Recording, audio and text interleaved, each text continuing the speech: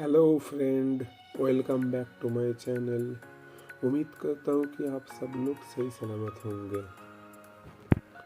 मैं दुर्गेश्वर रॉय हूँ आप लोगों के साथ और आप लोग सुन रहे हैं BL वंशियन हिंदी में। तो मेरे चैनल BL वंशियन हिंदी में आप सभी का फिर से स्वागत है। तो चलिए यू आर माई एवरीथिंग का नेक्स्ट पार्ट शुरू करते हैं। पर वीडियो शुरू करने से पहले आप सभी से मेरी एक रिक्वेस्ट है कि अगर आप मेरे चैनल पर नए हैं तो प्लीज़ मेरे चैनल को सब्सक्राइब करिए। वीडियो अच्छे लगे तो एक लाइक करके मेरे साथ बने रहिए ताकि मैं आगे जाकर आप सभी के लिए ये नया वीडियो ला सकूं। और मेरा ये स्टोरी ख़त्म होने के बाद मैं एक दूसरा स्टोरी चालू करने वाला हूँ जिसका नाम होगा ब्यूटी ऑफ अरेंज मैरिज। ये एक हिस्टोरिकल एफेक्ट होगा जिसमें दो लड़के जिनके अरेंज मैरिज होगा, कैसे दोनों लड़के अपने रिश्तों को निभाएंगे, ये लेकर मेरी ये एक जापानीज BL स्टोरी होगा।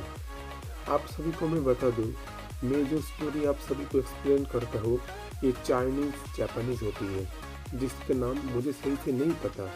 इस स्टोरी का नाम मैंने खुद रखा है और इस स्टोरी का प्लॉट वो चाइनीज़ है जिसको पहले इंग्लिश में ट्रांसलेट करना पड़ता है, जिसके लिए इसकी स्पेलिंग भी थोड़ी बहुत अलग होती है। मैं इसमें सिर्फ कैरेक्टर का ही नाम लेता हूँ, उनके मदर फादर ज़्यादातर मैं नाम उनका अबाउट करता हूँ क्योंकि इससे नाम में तकलीफ होती है। तो उम्मीद करता हूँ कि आप सभी लोग मेरी बात को समझ रहे होंगे। तो चलिए यू आर माई एवरीथिंग का अगला पार्ट चालू करते हैं। तो इससे पहले पार्ट में हम लोगों ने देखा था कैसे ओंग जी की मॉम ओंग जी के डैड के ऊपर बहुत ही चिल्ला रहे थे और रो रहे थे कि मेरी बेटी के ये जिम्मेदार सिर्फ आप ही है। और इधर सीचन जो उइंग को फ़ोन करता है कि वांग जी ने खुद की जान लेने की कोशिश किया है, उसने सुसाइड करने की कोशिश किया है। उइंग ये बात सुनकर जो कुछ भी था उसका काम सब कुछ छोड़कर सीधा हॉस्पिटल आ जाता है वांग जी के पास। तो इससे पहला पार्ट हम लोगों ने सुन लिया, अब नेक्स्ट पार्ट चालू करते हैं। उइंग सीधा हॉस्पिटल आ चुका है। इधर ओंग जी की मॉम ओंग जी के डैड के ऊपर बहुत चिल्ला रहे हैं। ओंग जी के मॉम रो रहे हैं, मेरी बेटे के जिम्मेदार सिर्फ आप है इसके लिए। ओंग जी के डैड ओंग जी की मॉम के पास अपने दोनों हाथ जोड़कर रिक्वेस्ट कर रहे थे, प्लीज़ मुझे माफ़ कर दो, मुझसे गलती हो गई, मैं अंधा हो गया था, मेरे आंखों पर पट्टी बांध गई थी जो मैंने अपनी बेटे की खुशी ना देखा, सिर्फ खुद का ईगो देखा, प्लीज़ मुझे माफ़ कर दो। ओंग जी की मॉम थोड़ा सा मुस्कुराया पर बोला, माफ़ कर दूँ? और आपको, आप भी तो आपके डैड जैसे बन गए, याद है आपकी और मेरी बात? भूल गए इतनी जल्दी सब कुछ? आप और मैं कॉलेज में पढ़ते थे, याद है? आपने पहले मुझे प्रपोज किया था, आपने और मैंने, हम दोनों ने प्यार करके शादी किया था। आपने कभी भी आपका पहचान मुझे नहीं बताया कि आप इतनी बड़े फैमिली से बिलोंग करते हैं। मुझे जानना भी नहीं था आपका फैमिली बैकग्राउंड। मैंने सिर्फ आपसे प्यार किया। मैंने अपने घर वालों को उनके रिश्ते ठुकराए, आपसे शादी किया। आपने भी अपने घर के रिश्ते ठुकराए, शादी किया। मुझे कभी पता भी नहीं चला कि आप इतने बड़े फैमिली से थे।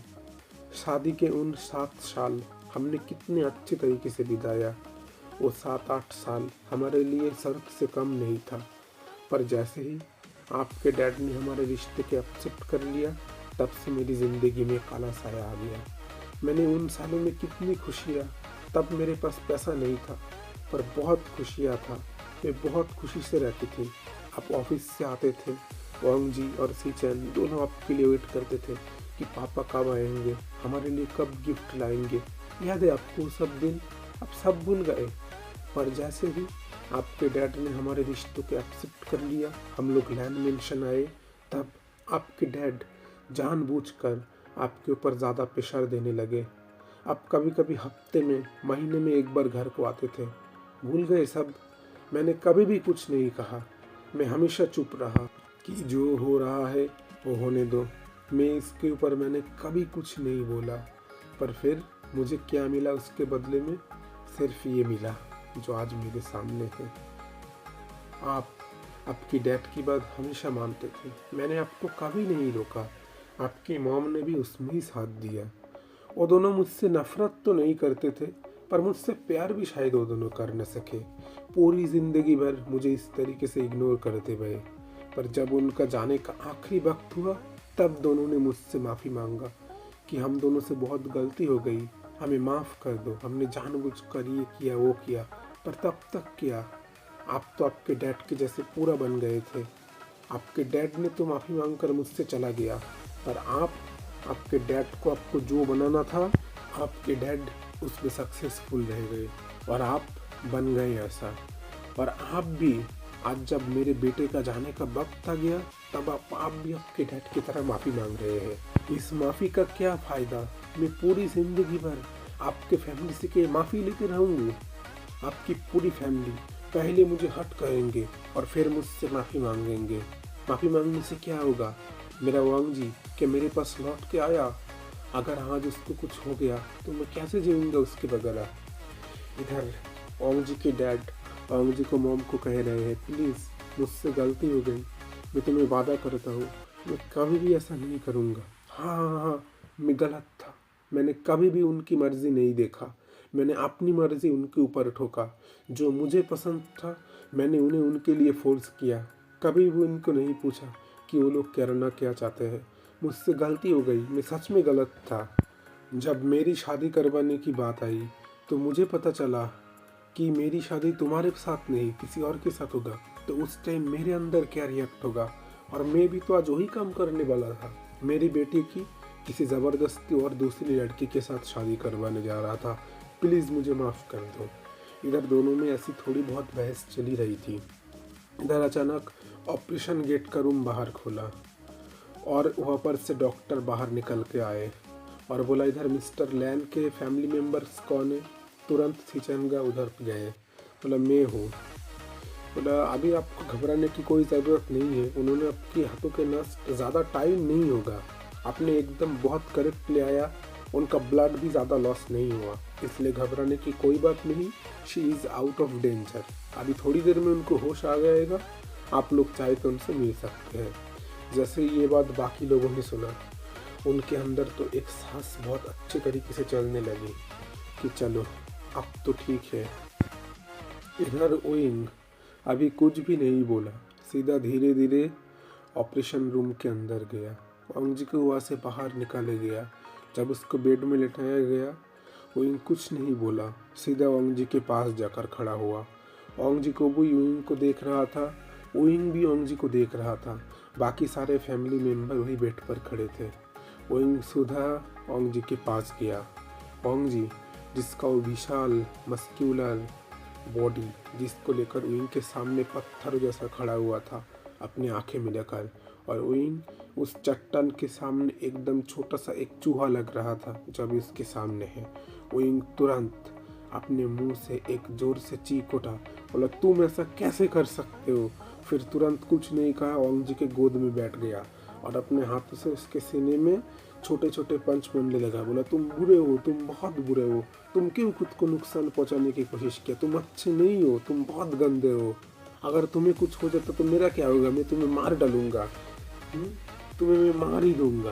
वांग जी कह रहे, हाँ मुझे मार दो, मुझे थोड़ी जीना है, मैं तो मरना ही चाहता था। वहीं तुरंत बोला, बहुत बुरे हो तुम, बहुत बुरे हो। ये कहकर वांग जी को उसने हक कर लिया अपने दोनों हाथों से। वांग जी को ठीक से हक भी नहीं कर पा रहा था, क्योंकि वांग जी साइज में इतना बड़ा था। वहीं उसको जकड़ के रो रहा था और बोल रहा था, अगर तुम्हें कुछ हो जाता तो मेरा क्या होता? मैं कैसे जीता? तुमने ये सोचा है? तुम बहुत बुरे हो, तुम्हारा जब मन करता है तुम मेरे पास आते हो और जब तुम्हारा मन करता है तुम मुझे छोड़ के चले जाते हो, है ना? तुमने तो अच्छा चीज़ लेकर रख दिया है और मेरा दिल दुखाते हो बार बार। मुझे नहीं रहना तुम्हारे साथ, मैं जाऊँगा चला। वांग जी ने कुछ नहीं बोला, तुरंत इनका हाथ पकड़ लिया और बोला, जाओगे मतलब? कहाँ पर भागोगे तुम? भाग सकते हो मुझसे? तुम्हें एकदम से उठा के पकड़ के मेरे बेडरूम में बंद करके रख दूंगा और फिर देखना कहाँ पर तुम भागते हो। वांग बोला, छोड़ो मेरा हाथ, मुझे बात नहीं करनी तुमसे। अच्छा, बात नहीं करनी? अभी दिखाता हूँ। ये क्या कर हुआ पर सारे लोग उनके सामने, पर वांग जी ने बिल्कुल परवाह नहीं किया, फिर से विंग के लिप्स कैप्चर कर लिया। विंग कर रहा था, पर जैसे ही हुआ विंग ने कुछ भी नहीं सोचा, थोड़ा बहुत धक्का देकर ओंग जी को छोड़ा, बोला क्या कर रहे हो, पागल हो गए हो क्या, कोई शर्म नाम की चीज़ भी क्या तुम पे, देख नहीं रहे कि यहाँ पर सब लोग बड़े लोग सामने। बोला कौन सा शर्म है, तुम मेरी बात अगर नहीं मानोगे तो मैं इनके सामने ही शुरू हो जाऊंगा, चाहते हो क्या शुरू हो जाऊँ। बोले नहीं नहीं नहीं नहीं जाऊंगा, प्लीज़ प्लीज़ प्लीज़ इनके सामने नहीं। ओंग जी थोड़ा बहुत मुस्कुराया, विंग भी अब अंदर अंदर बहुत मुस्कुरा था कि आखिरकार उसका ओंग जी अब उसका होगा, किसी और का नहीं। इधर ओंग जी के डैड ओंग जी के पास आकर बैठे। बोला ओंग जी प्लीज़ मुझे माफ़ कर दो, मुझसे गलती हो गई, मैंने तुम्हारी खुशी नहीं देखा, तुम्हारे बड़े भाई की खुशी भी मैंने कभी नहीं देखा, मैंने सिर्फ खुद की खुशी देखा, खुद के बारे में सोचा और किसी के बारे में मैंने नहीं सोचा। ओंग जी ने फिर कहा कोई बात नहीं डैड, अब से तो गलती हो ही गई। ओंग जी के डैड फिर ओंग जी से बोले गलती, हाँ तुमने सही कहा, मेरे डैड ने भी आपकी खुद की गलती मेरे ऊपर ठोका और मैंने भी मेरी गलती तुम्हारे ऊपर ठोका, कोई फ़र्क नहीं है हम लोगों में। मैंने हमेशा हमेशा मेरी मनमानी तुम लोगों के ऊपर ठोकते गया। मैंने कभी भी तुम दोनों की खुशी मैंने नहीं देखा। जब मेरे डैड मेरी शादी किसी और के साथ फिक्स करने वाले थे, मैं तुम्हारी मॉम को लेकर फिर भाग गया था। हम दोनों ने 7-8 साल ऐसे ही बिताए थे। ओंग जी ने बोला हाँ डैड, वो टाइम मेरे लिए बहुत बेस्ट टाइम था। तब आप दिन में मेरे साथ कितने खुश रहते थे। आप जब ऑफिस से घर आते थे, मैं आपके लिए वेट करता था, आप शायद मेरे लिए कुछ खाने को लाएंगे, कोई टेडी लाएंगे, कोई टॉयस लाएंगे, मुझे वो दिन बहुत याद है। और जैसे ही हम लोग लैंड मेंशन आए, तब मेरी सारी खुशियाँ चली गई। आप पहले जैसे डैड नहीं रहे, आप मुझे टाइम नहीं देते थे, मुझे प्यार नहीं करते थे, सिर्फ आपको ये टेंशन था मेरा फ्यूचर लेकर, मैं कहाँ पर पढ़ूंगा, क्या करूंगा। आपने तो यही किया सिर्फ, और आप अब जाकर मुझसे माफ़ी मांग रहे हैं। ओंग जी के डैड ओंग जी के दोनों हाथ पकड़ लिया, बोला प्लीज़ मुझे माफ़ कर दो। इधर विंग पास में बैठा हुआ था। ओंग जी के डैड तुरंत विंग के पास आया, विंग के दोनों हाथों को पकड़ लिया और बोला प्लीज़ बेटा मुझे माफ़ कर दो, मैंने हमेशा बहुत गलत किया है, ये भी बिल्कुल मेरे जैसा ही ज़िद्दी है, मैं जैसा ज़िद्दी हूँ ये भी बिल्कुल मेरे जैसा ही है। सब लोग कहते हैं कि ओंग जी मेरा एक कॉपी है, और प्लीज़ तुम मुझे माफ़ कर दो, मैंने बहुत गलती किया। ओंग जी उस टाइम बाहर नहीं जाना चाहता था, उसने बहुत प्रोटेस्ट किया था, पर मैंने ही उसको धमकाया था, जिसकी वजह से उसको यूएस में स्टडी के लिए जाना पड़ा, नहीं तो वो तुम्हें छोड़कर नहीं जाता था। उसकी कोई गलती नहीं थी, वो तुम्हें पागलों की तरह प्यार करता है, मैं खुद समझता हूँ। मैं जैसे ओंग जी के मॉम को अभी भी पागलों की तरह प्यार करता हूँ। अगर उसकी आंखों में एक बूंद आंसू आए तो मेरा दिल कैसे टूट से बिखर कर जाता है। तो ओंग जी भी तुम्हें उसी तरह से पसंद करता है। मैं डर गया था, मुझे लगा था कि अगर दो लड़के प्यार करेंगे और ये बात अगर समाज को, सोसाइटी को पता चल गया तो मेरी रेपुटेशन डाउन हो गया।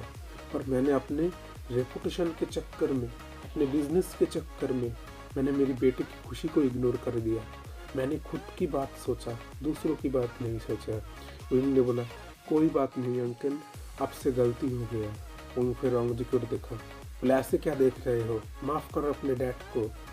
ओंग जी ने बोला माफ़ करूँ मतलब, बोला हाँ मैं कह रहा हूँ माफ़ करो, अगर तुमने अपने डैड को माफ़ नहीं किया तो मैं तुम्हें छोड़कर फिर से चला जाऊँगा।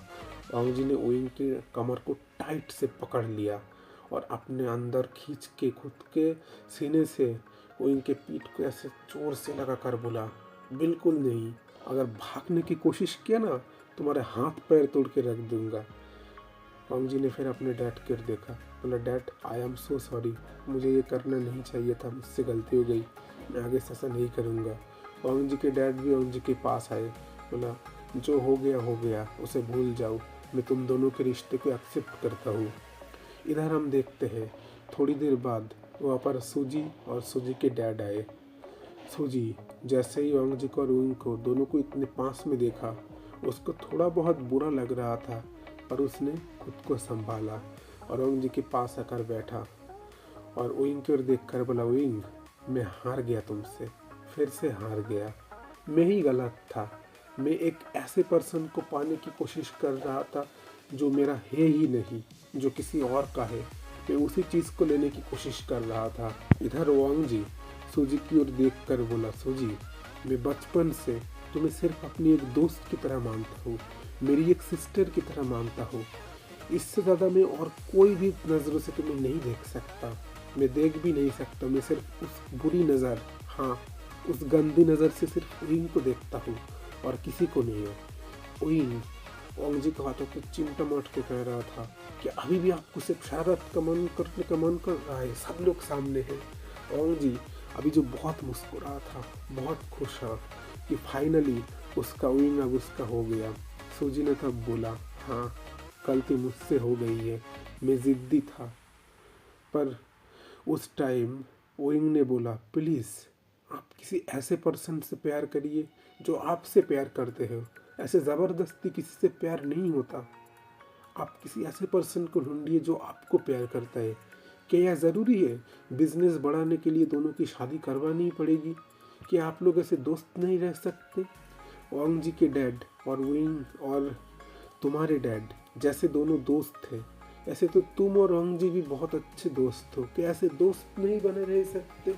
सूजी ने बोला, हाँ बने रह सकते हैं। बहुत गलती हो गई मुझसे और मैं अपनी इस गलती को सुधारना चाहता हूँ। वांग जी प्लीज़ मुझे माफ़ कर दो, मुझे ऐसा नहीं करना चाहिए था। वांग जी ने बोला, कोई बात नहीं, तुम मेरे फ्रेंड हो ना, और दोस्ती में no thank you no sorry. Suzy ने भी अब थोड़ा सा मुस्कुराया। इधर वांग जी की मॉम और सिचनगा दोनों ही विंग के पास आए। बोला, विंग प्लीज़ तुम इस नालायक को माफ़ कर दो, ये एक नंबर का गधा है, इसके दिमाग में तो भूसा भरा है, कुछ भी आता नहीं है, जब जो मन करता है वो कर देता है। बोला, आंटी कोई बात नहीं। इधर वांग जी वो इनके कानों में धीरे धीरे बोल रहे हैं, चाहते हो क्या फिर से शुरू करूं? अगर कुछ भी मॉम डैड के सामने मेरे बारे में उल्टा सीधा कहा तो देखना यहीं पर शुरू हो जाऊंगा, किसी की बात नहीं मानूंगा, फिर तुम कैसे संभालते हो। इधर विंग थोड़ा घबरा रहा था। बोले, तो किसके चक्कर में फंस गया, जो इसके दिमाग में आता है वही सोचता है क्या? इधर वांग जी के मॉम विंग से बोला, बेटा विंग, मैं चाहता हूँ तुम्हारी और मेरे बेटे वांग जी की शादी बहुत जल्दी हो जाए। मैं तुम दोनों की शादी करवाना चाहता हूँ। मैं तुम्हारे मॉम से बात करवाना चाहता हूँ। क्या तुम्हारे मॉम इस रिश्ते को एक्सेप्ट करेंगे? इधर विंग ने बोला, आंटी आप घबराइए मत, मेरे मॉम इस रिश्ते को एक्सेप्ट कर लेंगे। वांग जी की मॉम ने बोला, क्या मुझे आंटी कह रहे हो? मैं तुम्हारी आंट लगता हूँ? मैं तुम्हारी मॉम लगता हूँ। और सिचन ने भी बोला, और आज से तुम मुझे ब्रदर कहना, मैं तुम्हारा ब्रदर हूँ, ठीक है? तो अब तुम दोनों की शादी मैं खुद करवाऊँगा, इसके लिए मत समझो। इधर वांग जी ने बोला, चलो अब तो मेरी शादी होकर ही रहेगी। अब सिचन का भी वांग जी को देखा, बोला, ना ना ना, इतना खुश होने की ज़रूरत नहीं, अब जो करना शादी के बाद करना, अभी अगर कुछ करने की कोशिश किया तो देखना मैं तुम्हारा क्या हाल करूँगा। इधर वांग जी ने अपने भैया की ओर देखा, बोला, भैया आप क्या बोल रहे हैं ये सब? बोला, हाँ जो बोल रहा हूँ सही बात बोल रहा हूँ। अब वांग जी ने विंग के कानों के पास गया और धीरे से बोला, रेडी रहे ना, बस एक बार शादी होने दो, फिर तुम्हें दिखाता हूँ पनिशमेंट किसे कहते हैं। इतना पनिश करूँगा, इतना पनिश करूँगा, तुम बेड से उठ ही नहीं पाओगे। इन 3-4 दिनों में तुमने मुझे बहुत घुमाया है, बहुत तड़पाया है, अब बेड पर तुम्हें तड़पाऊँगा, बीच में छोड़कर चला जाऊँगा, फिर समझोगे तड़पना किसे कहते हैं। अब विंग जो बहुत शर्मा रहा था कि इसको हो क्या गया है, एकदम बेशर्मों की तरह जो भी मुंह में आ रहा है वही बोले जा रहा है, कोई शर्म नाम की चीज़ भी क्या इसके अंदर है? वांग जी के डैड वांग जी से फिर बोले, तो तुम इसलिए ही कॉलेज में ज्वाइन करना चाहते थे, इसलिए तुम्हें कॉलेज में प्रोफेसर बनने का बहुत शौक था? बोला, हाँ मैं इसीलिए ही कॉलेज में जाना चाहता था। बोला, चलो अब जब कॉलेज में जा ही चुके हो, तुम्हें तुम्हारा प्यार मिल ही चुका है, तो अब बिजनेस में फिर से वापस आ जाओ। वांग जी ने बस थोड़ा सा शांत रहकर बैठा और बोला, बिल्कुल भी नहीं, अब तो कॉलेज में से हटने का नाम ही नहीं लेता। मैं बिजनेस के ऊपर और विंग कॉलेज में क्या करेगा क्या नहीं करेगा उसके ऊपर नज़र भी तो रखनी है। मैं तो अब जब तक विंग का कॉलेज नहीं होता तब तक तो मैं कॉलेज को छोड़ने वाला ही नहीं हूँ। ओइंग ने इधर बोला कि मैं अपनी कॉलेज की पढ़ाई को कंटिन्यू करना चाहता हूँ और मैं चाहता हूँ भले ही हम दोनों की शादी हो जाए, पर जब तक मेरा कॉलेज नहीं होगा तब तक मैं लैमिनेशन नहीं आऊँगा। प्लीज़ आप लोग इसके लिए मान जाइए। मैं पहले मेरी पढ़ाई को कंप्लीट करना चाहता हूँ, मैं फिर यहाँ पर आऊँगा। मैं शादी ज़रूर कर लूँगा और तब तक वांग जी भी थोड़ा बहुत संभाल लेगा इस साइट को। इधर वांग जी फिर ओइंग के डैड से वांग जी अपने डैड से फिर बोला, डैड मैं भी कुछ बताना चाहता हूँ। पहले तो मुझे सुबह कॉलेज में जाना होगा, पूरा दिन का क्लास लेना होगा, फिर रात को ओइंग को क्लास करवाना पड़ेगा, फिर वो सब करके फिर मुझे लैंड में निशान आना पड़ेगा। इससे बहुत तकलीफ हो जाएगी। तो मैं चाहता हूँ कि जिन 3 सालों तक के लिए ओइंग पढ़ाई करे, मैं भी उन सालों तक ओइंग के घर के अंदर ही रहना चाहता हूँ, उसके पास ही रहना चाहता हूँ। नहीं तो रोज़ का ये भागम भागाई करते करते तो मेरा पैर सूज जाएगा। अब वांग जी की मॉम ने बोला, अच्छा ठीक है, तुम्हें जो सही लगे करो। हम सोच रहे 1 हफ्ते में ही तुम दोनों की शादी करवा देंगे, फिर दोनों को जो करना है करो, हम उस पर नहीं देखेंगे, ठीक है। इधर सब लोग हंस रहे थे। अब ओइंग फिर से वांग जी की गोदी पर डरा सहमा हुआ बैठा था कि ज़रूर अब ये मेरे कान के ऊपर कुछ तो बोलेगा, और वही चीज़ ही हुआ। वांग जी फिर ओइंग के कान के पास आकर बहुत धीरे धीरे से बोला, बाओवे तुम्हें क्या लगा था मुझसे तुम भाग जाओगे? अब देखना, रोज़ रात को तुम्हारी ऐसी क्लास लूँगा, ऐसा क्लास लूँगा, सुबह तुम बेड से हिल ही नहीं पाओगे। मुझसे भागने की कोशिश कर रहे थे, हाँ? इन 3 सालों में कॉलेज में मेरे सामने आओगे, रात को अपने घर भाग जाओगे और मुझे रात को तड़पाओगे। अब देखना, तुम्हें ऐसा पनिश करूँगा, ऐसा पनिश करूँगा, थोड़ा सा भी अगर तुमसे गलती हो गया तो उसकी पनिशमेंट बहुत बुरी होगी, सोच लेना सिर्फ। और उस पनिशमेंट ऐसा होगा सिर्फ तुम और मैं रहेंगे उस पनिशमेंट में। अब वही जो डरा सहमा हो रहा था बोले, तो प्लीज़ आप क्या बोल रहे हैं? अगर किसी के कान में ये बात चला गया, बोले चला गया तो चलने दो, मुझे क्या इससे, मुझे कौन सा फर्क पड़ता है। पर यह बात याद रखना, तुमने अगर मेरी बात थोड़ी सी भी ना मानी तो देखना मैं इसी टाइम यहाँ पर शुरू कर दूंगा। ओइंग ने बोला, मैं चाहता था कि पहले मैं मेरी पढ़ाई कंप्लीट कर लूँ, फिर मैं लैंड मिशन में जाऊँगा। आपको फिर जो करना था आप वो कर लेते, बहुत अच्छा होता ना। वांग जी ने फिर ओइंग की कमर को और ज़ोर से पकड़ लिया और बोला, क्या मैं और 3 साल तुम्हारे लिए वेट करूँ, घर पर बैठा रहूँ? बिल्कुल नहीं। मेरा तो मन कर रहा है अभी तुम्हारे कपड़े फाड़ दो और यहीं पर शुरू हो जाऊँ, पर सब लोग सामने इसलिए कुछ कर नहीं रहा। और भैया ने भी कह दिया है कि अब जब तक शादी नहीं होगा तब तक कुछ कर नहीं सकता। तो इन 1 हफ्ते के लिए तुम बहुत अच्छे से रह लो, क्योंकि इसके बाद every day means every day, एक रात के लिए भी तुम्हें नहीं छोड़ूंगा। ये बात याद रखना, अपने कान में घुसा लेना। मैं तुम्हारे घर पर ही रहूँगा और ये तुम्हारी बात है, तुम क्या करोगे क्या नहीं करोगे, पर तुम याद रखना मैं तुम्हें छोड़ने वाला नहीं हूँ। मेरे अंदर का डेविल अब जाग चुका है और जब तक मैं तुम्हें पूरी तरीके से खा ना लूँ तब तक मैं शांत नहीं होऊंगा। ये बात याद रखना। ओइंग ने बोला, सबके सामने थोड़ा सा मुस्कुराया और बोला, अभी मैं घर जाना चाहता हूँ। इधर वांग जी ने बोला, डैड मॉम प्लीज़ आप लोग थोड़ा बाहर जाइए ना, मुझे इससे थोड़ा बात करना था। बोला, अच्छा ठीक है। हम लोग जा रहे थे, सब लोग बाहर चले गए। ओइंग ने बोला, अच्छा ठीक है, मैं भी अब जाता हूँ। ओइंग वांग जी की गोदी से बस उठ नहीं जा रहा था, ऐसे में वांग जी ने ज़बरदस्ती फिर से उसको अपनी गोदी में बिठा लिया और कहने लगा, जाओगे मतलब किधर जाओगे? तुरंत ओइंग के मुंह वांग जी ने अपने हाथों से घुमाया, अपने होठों को ओइंग के होठों के साथ फिर से कनेक्ट किया और फिर से एक गंदी तरीके से और बहुत ही बुरी तरीके से, बहुत ही डीप और पैशनेटली रफली तरीके से किस करने लगा। ओइंग के दोनों हाथों को वांग जी ने अपने हाथों से पकड़ लिया। वांग जी जैसे ही किस कर रहा था और ओइंग भी अब उस किस का रिस्पॉन्स कर रहा था बहुत ही अच्छी तरीके से। वांग जी ऐसे ही 3 से 4 मिनट उसको किस करते गया। अब ओइंग भी उस किस में पूरी तरीके से खो रहा था। तब वांग जी ओइंग के गर्दन के पास आया, वहाँ पर हल्के हल्के लब बाइट करने लगा, शक करने लगा, उस जगह को अपनी टंग से चाटने लगा। और ओइंग जो उस प्यार में पूरी तरीके से खो जा रहा था और बहुत ही अच्छे अपने मुंह से आवाज़ कर रहा था, मोयन कर रहा था। ओइंग जैसे अभी कुछ और चाह रहा था।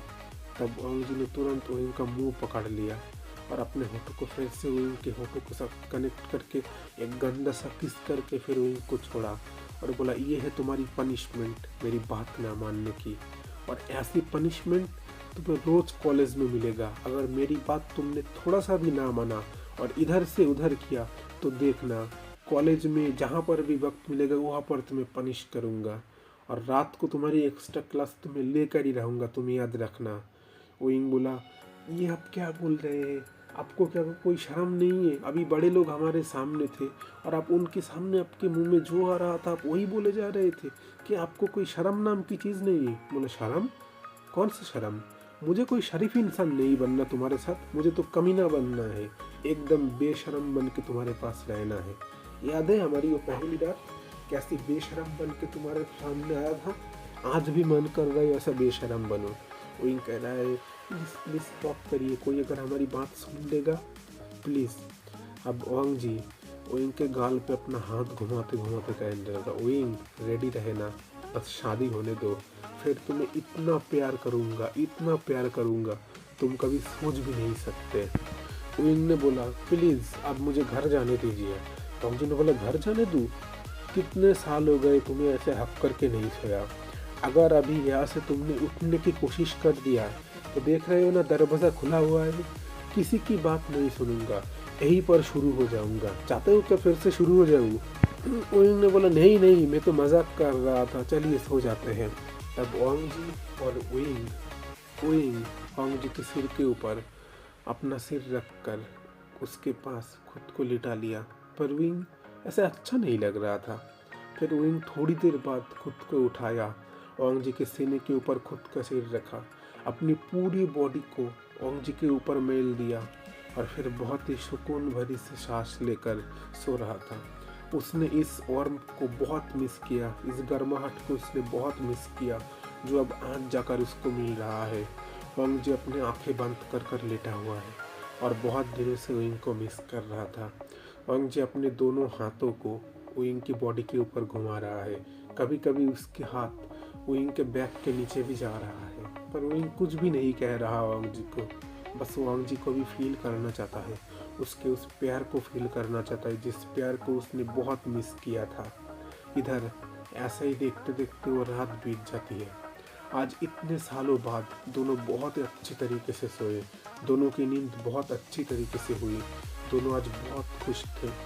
अब सुबह हो गया, ओंग जी को भी अब हॉस्पिटल से डिस्चार्ज मिल गया था। इधर ओंग जी फिर उसके साथ ओइंग के मॉम के घर आया और जैसे ही ओंग जी ने आयोन को देखा तुरंत आयोन को अपनी गोदी में उठा लिया। बोला, मेरे बच्चे कैसे हो? बोला, डैड मैंने आपको बहुत मिस किया, आप किधर थे? बोले, डैड को थोड़ा काम था इसलिए डैड बाहर थे। इधर ओंग जी ओइंग के मॉम के सामने बैठा हुआ। बोला, आंटी मैं कुछ कहना चाहता हूँ आपसे। बोला, तुम्हें कुछ कहने की ज़रूरत नहीं, ओइंग ने मुझे सब बता लिया और मैं तुम्हारे इस रिश्ते को एक्सेप्ट करता हूँ। इधर ओंग जी के मॉम, ओंग जी के भैया, उसके मदर, फादर सब लोग वहाँ पर आए थे। अब सब लोगों ने मिलकर फिर ओंग जी और ओइंग की शादी के बारे में बात किया। ओंग जी के मॉम को इससे कोई एतराज़ नहीं था, पर वो भी एक ही चीज़ चाहते थे कि ओइंग उसकी पढ़ाई को कंप्लीट कर ले, फिर वो एनिमेशन में वापस जाए। इधर ओंग जी की मॉम ने जब ओंग जी के बारे में बताया कि वो भी आप दोनों के साथ यहीं पर रहना चाहता है, ओंग जी की मॉम ने कहा, ठीक है मुझे इससे कोई एतराज़ नहीं है। पर ओइंग वो अपने मन में घबरा रहा था, अब ये मेरे साथ रहेगा, अब तो ये शुरू हो जाएगा, तो रुकने का नाम नहीं कर रहा था। शादी से पहले उसने इतना बुरी तरीके से किया, अब अगर उसके साथ कोर्ट मैरिज हो गया तो कैसे करेगा? ये तो मुझे छोड़ेगा नहीं, पूरी तरीके से खा लेगा। इधर ओंग जी उनके कानों में धीरे धीरे बोल रहा है, देखा तुम्हारी मॉम भी रेडी हो गया, अब तो मैं मुझसे कोई बचा नहीं सकता मेरे पनिशमेंट से, देखना तुम्हारा मैं अब क्या हाल करता हूँ, बस रेडी रहो, शादी बस होने दो तुम एक बार, फिर देखना क्या करता हूँ मैं। इधर वही अपने मॉम की ओर देखा और बोला, मॉम ओंग जी को तो बहुत काम हो सकता है, अभी उसको कॉलेज छोड़कर, ऑफिसर का काम छोड़कर उसको बिजनेस संभालना चाहिए। इधर ओंग जी की मॉम ने बोला, कि कोई बात नहीं बेटा, अभी भी ओम जी के पास बहुत टाइम है। उसके बड़े भाई है ना, बड़े भाई सब संभाल लूँगे। सिचन, क्या तुम संभाल नहीं सकता? सिचन ने बोला हाँ मॉम, मैं संभाल लूँगा। ओम जी अगर कॉलेज में बच्चों को पढ़ाना चाहता है तो पढ़ा सकता है, मुझे इससे कोई एतराज़ नहीं है। विंग बहुत ही घबरा रहा था ये बात सुन के। ओंग जी विंग के कानों के पास आया और बोला आप क्या करोगे, कैसे बचाओगे खुद को? रेडी रहना, ऐसा शुरू करूँगा खुद को हिला भी नहीं पाओगे। तो फ्रेंड, आज की स्टोरी बस इतना तक ही था। ये सेकेंड लास्ट पार्ट है, इसके पास होगा लास्ट पार्ट और फिर होगा स्पेशल पार्ट। अब बस सिर्फ 3 पार्ट ही बचे हैं और उसके बाद ये स्टोरी एंड हो जाएगा। और इस स्टोरी के बाद मैं एक दूसरा स्टोरी लाऊंगी जिसका नाम होगा ब्यूटी ऑफ अरेंज मैरिज, जो एक हिस्टोरिकल स्टोरी होगा। कैसे 2 लड़के की शादी होगी, कैसे दोनों इस रिश्ते को निभाएंगे, इसको लेकर ही ये स्टोरी होगा।